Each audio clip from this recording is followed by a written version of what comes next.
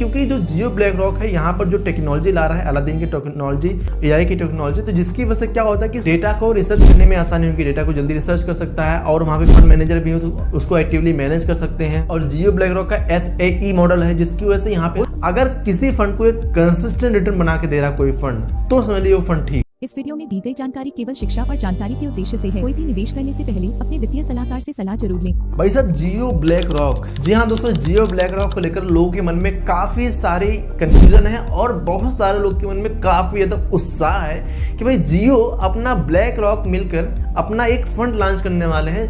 पहला active fund जिसको लोग बोल रहे हैं, ये फ्लेक्सी कैटेगरी का फंड होने वाला है। तो इस फ्लेक्सी कैप कैटेगरी में ऐसा क्या है कि जो लोग, काफ़ी सारे लोग जानना चाहते हैं, लोग इन्वेस्ट करना चाहते हैं कि भाई फ्लेक्सी कैप में हमें इन्वेस्ट करना है और जियो के ब्लैक रॉक के साथ इन्वेस्ट करना है, तो कैसा रहेगा ये फंड, लोग जानना चाहते हैं ना। तो इस वीडियो में आपको यही जानने को मिलेगा कि जो जियो ब्लैक रॉक मिलकर अपना फ्लेक्सी कैप फंड यानी पहला एक्टिव फंड लॉन्च करने वाले हैं, इनकी परफॉर्मेंस कैसे हो सकती है। दोस्तों, जो भी आपको यहाँ पे परफॉर्मेंस की जो भी मैं चीज़ आपको बताने जा रहा हूँ, ये कोई गारंटीड नहीं है, ये मैं जस्ट आपको रिसर्च करके बता रहा हूँ, इनके सिमिलर फंड को देखकर बता रहा हूँ, जिसकी वजह से आप ये बिल्कुल गारंटीड नहीं माने, एक अनुमान आप लगा सकते हैं, एक ओवरव्यू आप देख सकते हैं कि भाई फ्यूचर में ये फंड ऐसे परफॉर्मेंस हो सकता है दे। क्योंकि क्या है ना कि अभी जब कोई फंड नया नया लॉन्च होता है ना, तो उसका कोई ट्रैक रिकॉर्ड नहीं होता, पास्ट में उसका कोई रिकॉर्ड नहीं होता, जिसकी वजह से आपको एक्यूरेट कोई चीज़ें बताई जा सकती है। और एक्यूरेट कोई बता ही नहीं सकता दोस्तों, अगर किसी फंड का पास्ट रिकॉर्ड भी है तो वो भी कोई एक्यूरेट नहीं बता सकता, क्योंकि मार्केट कब ऊपर जाए कब नीचे जाए किसी का कोई भरोसा है क्या? कोई भरोसा नहीं है।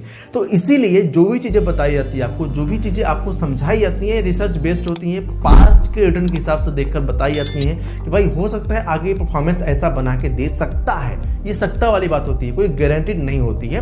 तो जो भी चीज़ें आपको यहाँ पे हम बता रहे हैं, इनके जो सिमिलर फंड है, जिस बेंचमार्क को ये जियो ब्लैक रॉक का फ्लेक्सी कैप फॉलो करेगा, उससे बेंचमार्क कोई अलग जो फंड अभी तक फॉलो कर रहे हैं, उन्होंने कैसा परफॉर्मेंस दिया है, उन्होंने अपने बेंचमार्क को बीट किया है कि नहीं किया है, तो सारी चीज़ों को यहाँ पर हम समझने वाले हैं। दोस्तों, यहाँ पर मैं आपको बताना चाहूँगा कि फ्लेक्सी कैप दो तरीके के फंड होते हैं। आपको कि यार फ्लेक्सी कैप मैंने तो एक ही फंड जाना था, मैं आपको एक चीज़ बताता हूँ। फ्लेक्सी कैप में दो तरीके के फंड अब आ चुके हैं। कौन कौन से फंड है? एक होता है दोस्तों यहाँ पे एक्टिव फंड, ठीक है, एक होता है एक्टिव फंड और दूसरा दोस्तों यहाँ पे होता है पैसिव फंड, ठीक है, पैसिव फंड। मैं यहाँ पे लिख देता हूँ ताकि जल्दी हो पाए।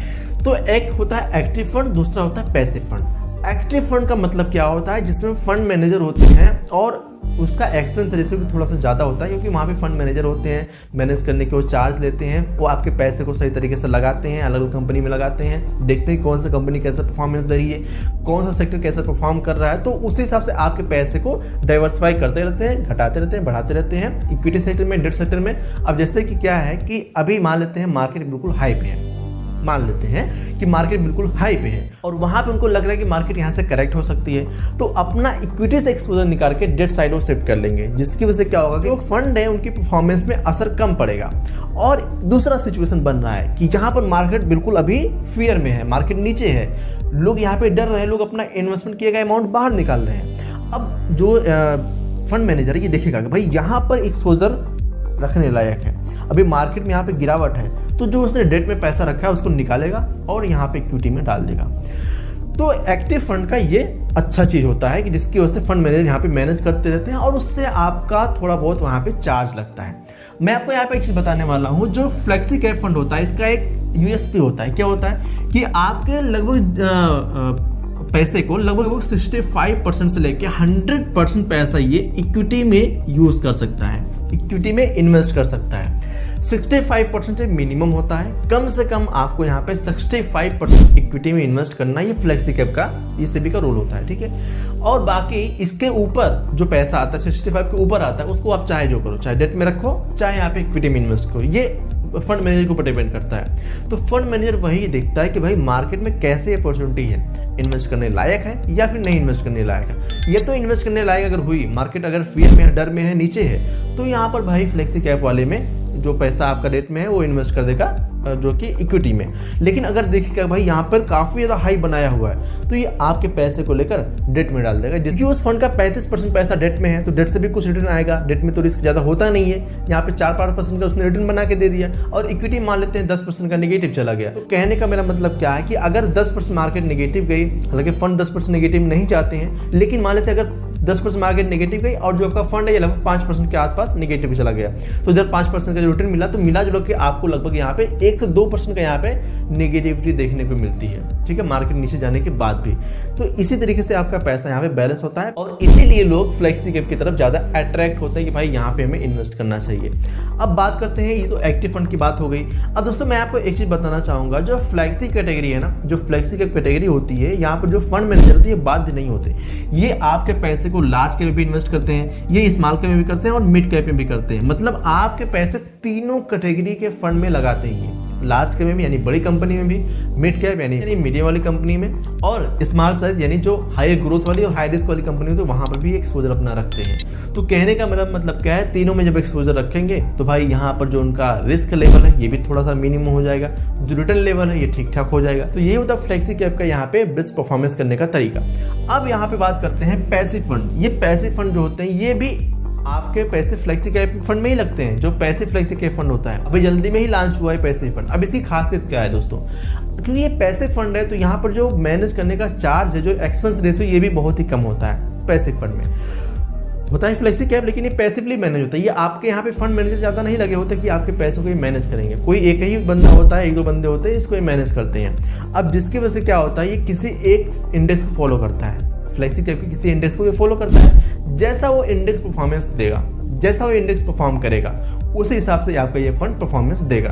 तो फ्लेक्सी कैप में हमें यहाँ पे जो लोग बहुत ही कम रिस्क लेना चाहते हैं, उनको मार्केट में बहुत ज़्यादा नहीं खेलना है, तो उनके लिए पैसिव फंड ये ठीक ठाक हो सकता है। और दोस्तों मैं अभी आपको इसका नाम ही बताऊंगा कि आखिर कौन सा फंड ने पैसिव लॉन्च किया है। हालांकि कोई रिकमेंडेशन नहीं होगा, जस्ट आपको जानकारी के लिए बताऊंगा। तो यहाँ पे मैं आपको बता देता हूँ, डीएसपी ने अपना लॉन्च किया, डीएसपी फ्लेक्सी कैप फंड। आप यहाँ पे स्क्रीन पे देख सकते हैं, ठीक है, ये डीएसपी ने अपना लॉन्च किया है। कोई रिकमेंडेशन नहीं है, आपको समझाने के लिए मैं आपको यहाँ पे बता दिया। अब बात करते हैं जियो के ब्लैक रॉक फंड जो यहाँ पे लॉन्च होने वाला, जो फ्लेक्सी कैटेगरी लॉन्च होने वाली है, इसके बारे में हम बात कर लेते हैं कि अगर हमें यहाँ पे इन्वेस्ट करना है तो हम यहाँ पे कैसा हम रिटर्न देख सकते हैं कि भाई आगे कितना रिटर्न देखने को मिल सकता है। तो हमें ये समझना होगा कि जो इनके सिमिलर फंड है, जो फंड ऑलरेडी पहले से मार्केट में एक्टिव है, पिछले 4 साल 5 साल 10 साल 15 साल से पिछले मार्केट में एक्टिव है, उन्होंने कैसा परफॉर्मेंस बना के दिया है, इसको मैं समझना काफ़ी ज़्यादा जरूरी है। और मैं आपको स्क्रीन पे यहाँ पे लगा दूंगा, आप यहाँ पे स्क्रीन पे देख लीजिएगा। जब तक मैंने यहाँ पे रिसर्च की, जब तक डेटा मैंने लिया है, वही मैं आपको यहाँ बता रहा हूँ। ये डेटा चेंज भी होते रहते हैं। जैसे मान लीजिए ये वीडियो रिकॉर्ड हो रही है, ये वीडियो पता नहीं 1 महीने बाद पड़ेगी, 15 दिन बाद पड़ेगी, 20 दिन बाद पड़ेगी, कब पड़ेगी ये वीडियो कोई गारंटी नहीं है। तो उसी साल जो रिटर्न है ये ऊपर नीचे होते रहेंगे उस टाइम के हिसाब से। लेकिन जिस टाइम मैंने इस वीडियो को बनाया उस टाइम का मैं आपको यहाँ पे बता देता हूँ, ठीक है। इस समय अगर हम बात करते हैं पास्ट में जो फंड अभी ऑलरेडी चल रहे हैं, जैसे कि एचडीएफसी का फ्लेक्सी कैप फंड चल रहा है, पराग पारी का फ्लेक्सी कैप फंड चल रहा है, और जेम का फ्लेक्सी कैप फंड चल रहा है, क्वांट का फ्लेक्सी कैप फंड चल रहा है। तो काफ़ी सारे जो फंड है उनका फ्लेक्सी फंड चल रहा है। लेकिन मैं आपको एक चीज़ बता दूं, जो सारे फंड चल रहे हैं ना, इनका जो बेंचमार्क है निफ्टी 500 TRI है, ठीक है। आप यहाँ पे देख लीजिएगा। अब हम यहाँ पे देखते हैं फ्लेक्सी कैटेगरी में। अब दोस्तों हम यहाँ पे बात करते हैं सबसे पहले फंड की। तो एचडीएफसी फ्लेक्सी कैप फंड अगर हम देखते हैं यहाँ पे, तो पिछले 5 साल का CAGR लगभग 23% के आसपास है, ठीक है। ये कोई फिक्स नहीं है, ऊपर नीचे होता रहेगा। और जेम फ्लेक्सी कैप की बात करते हैं तो इसका 5 साल का CAGR दोस्तों 25% के आसपास यहाँ पे देखने को मिल रहा है, ठीक है। एंड पराग पारिक का देखते हैं फ्लेक्सी कैप फंड का, तो पिछले 10 साल में अगर हम देखें तो लगभग 20% से आसपास इसका CAGR आपको देखने को मिल रहा है। तो बात करते हैं यहाँ पे क्वांट की फ्लेक्सी कैप फंड को, तो ये भी लगभग यहाँ पे स्क्रीन पे आप देख सकते हैं। तो क्वांट का फ्लेक्सी कैप फंड और पराग का फ्लेक्सी कैप फंड, इन्होंने अपने बेंचमार्क को लगातार बीट किया है। मतलब आप सोच सकते हैं जो इनका बेंचमार्क है, जिनको ये फॉलो करते हैं, उनको भी इन्होंने पीछे छोड़ा रिटर्न के मामले में। स्क्रीन पे आप देख सकते हैं साफ साफ, ठीक है। तो कहने का मेरा मतलब क्या है, जो फ्लेक्सी कैप का इन्वेस्टमेंट करने की स्ट्रेटजी है, तो यहाँ पर हमें फ्लेक्सी कैप को मिल सकती है, यानी फ्लेक्सी कैप मॉडल जो है इफेक्टिव हो सकता है।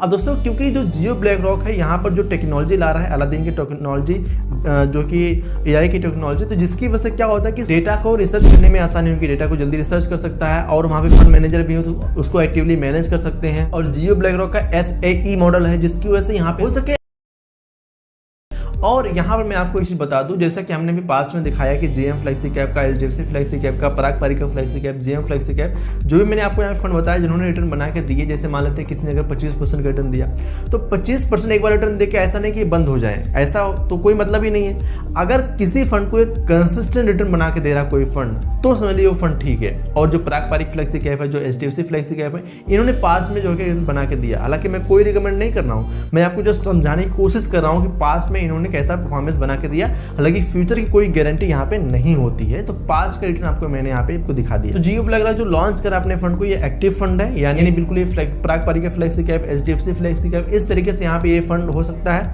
और एआई बेस्ड टेक्नोलॉजी हो सकती है, जिसकी वजह से क्या हो सकता है।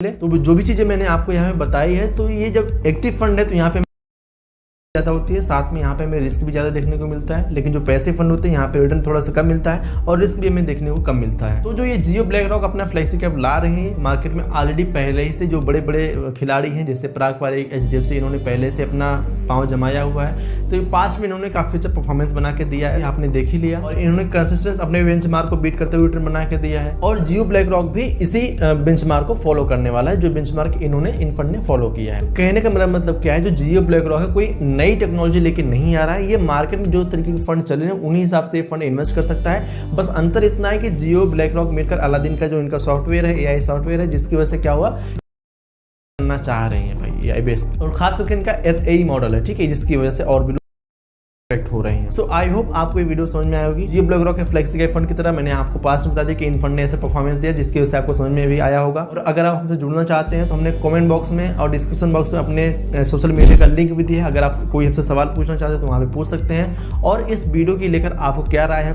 कॉमेंट में जरूर बताइएगा, ताकि आपकी सारी कंफ्यूजन को दूर किया जा सके। तो बताइएगा जरूर। और वीडियो अगर पसंद आए वीडियो को लाइक भी करना बिल्कुल भी मत भूलेगा, चैनल को सब्सक्राइब करना तो बिल्कुल भी मत भूलेगा। और साथ में अगर आप एसबीआई की स्कीम में इन्वेस्टमेंट करने के बारे में सोच रहे हैं तो एसबीआई फंड के लिए मैंने एक दो वीडियो बनाया है। अगर आपको समझना उसके बारे में जानना है तो मैंने यहाँ पे वीडियो लगा दी, इस पर क्लिक करके आप पूरी वीडियो देख सकते हैं ताकि आपको क्लियरली समझ में आ सके। चलिए मिलते हैं अगली वीडियो में, तब तक के लिए जय हिंद, जय भारत। इस वीडियो में दी गई जानकारी केवल शिक्षा और जानकारी के उद्देश्य से है। कोई भी निवेश करने से पहले अपने वित्तीय सलाहकार से सलाह जरूर लें।